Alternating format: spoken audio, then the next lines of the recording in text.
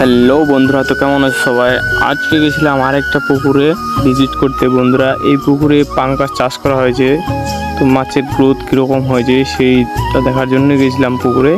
দেখুন বন্ধুরা, এখন পুকুরে খাবার দেওয়া হচ্ছে, তার মধ্যে মাছও দেখা হয়ে যাচ্ছে কত বড় সাইজ হয়েছে মাছের।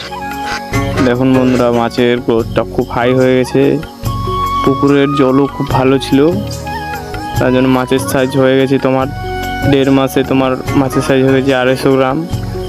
এই মাছটি তোমার 6 মাসের মধ্যে সেল করা হবে।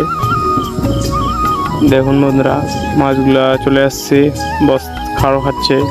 বন্ধুরা, পাঙ্গাস চাষ সম্পর্কে যদি কেউ জানতে চাও তাহলে অবশ্যই কমেন্টে জানিও। তোমাদের আরেকটা ভিডিওয়ে আমি ফুল ভিডিওতে তোমাদের পাঙ্গাস চাষের প্রসেসটা বলবো।